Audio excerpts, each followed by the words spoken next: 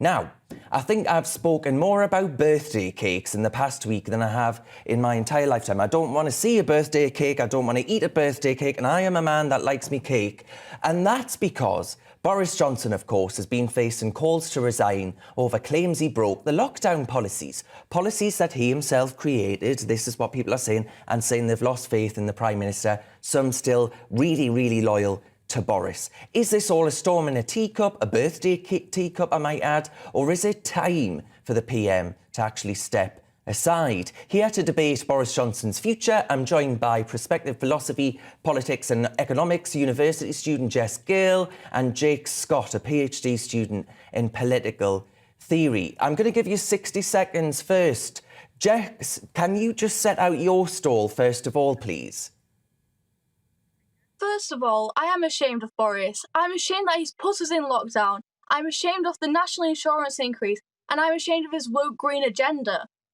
These aren't conservative policies. These are policies that came about from wanting to appeal to the woke mob. And if Boris resigns over Partygate, this will again be from appealing to the woke mob. Starmer broke lockdown. Sturgeon broke lockdown. And that's what happens when you set unrealistic rules. This isn't something Boris can't bounce back from. Because if not Boris, who? Who has the same enthusiasm and popularity? Who could match his 2019 general election victory? We need to consider who will replace him now, because if he resigns, we might be jumping the gun and we might get someone worse. Yeah, Jake, do you agree with us? You know, ultimately, it's better the devil you know. Well, not really. I mean, Partygate really, more than anything, is just an admission that the political elites knew the rules were nonsense to begin with, or at the very least, they had no faith in them. You know, they implemented the rules with such zealotry and pleaded with us on television to stay at home, whilst they didn't. It shows a disrespect of the office and a disrespect for those voters that put Johnson in number 10 in 2019. But more importantly, Partygate just feels like chicken feed. It's been thrown out to distract from what actually matters, which is Johnson's failings on the other issues that 2019 were fought on, which was housing reform, which he completely backtracked on after one by-election, and immigration reform, which was the principal reason for Brexit and therefore Johnson's position. And I'm sure some people are going to say that the party itself was actually organised by Carrie Johnson.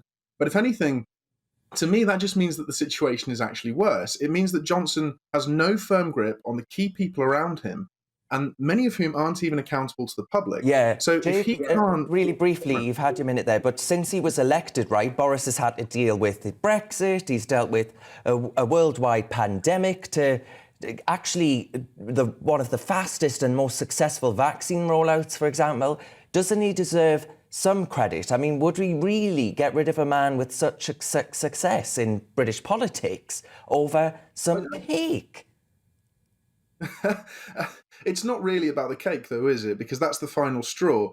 And also, I have to say, the vaccine rollout wasn't really anything to do with Boris Johnson himself. I mean, he presided over it, he certainly did, but he didn't actually have much of an influence. If anything, he botched it because he kept disrupting PPE supply lines, which shows to me that he's not the right person for the role.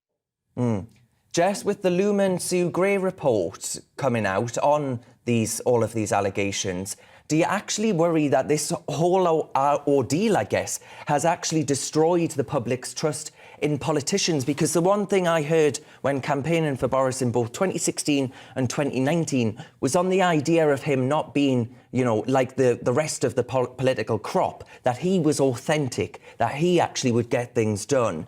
Do you worry as a supporter that actually some of that sheen has started to shatter?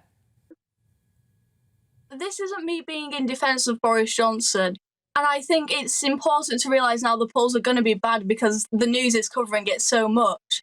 However, you have to admit Boris Johnson has made some victories, as you've mentioned. Like the vaccine rollout was fantastic. And I think it will be more of an apology to the British public if we are the first country to get out of lockdown. If perhaps maybe we should encourage bringing back the fines, refunding people on the fines, because even the politicians have realised this doesn't mean being in defence of Boris Johnson. But if not Boris Johnson again, who would it be?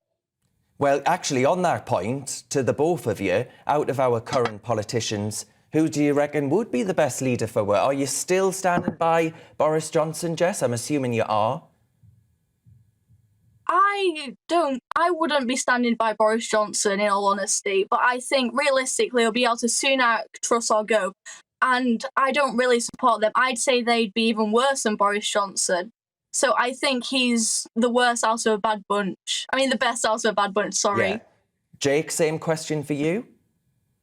I actually agree with Jess on pretty much everything she said. But the only point really for me is that we have to get rid of Johnson because of not just him, but the people around him, as I rightly say. And then we can let the leadership election process sort the wheat from the chaff.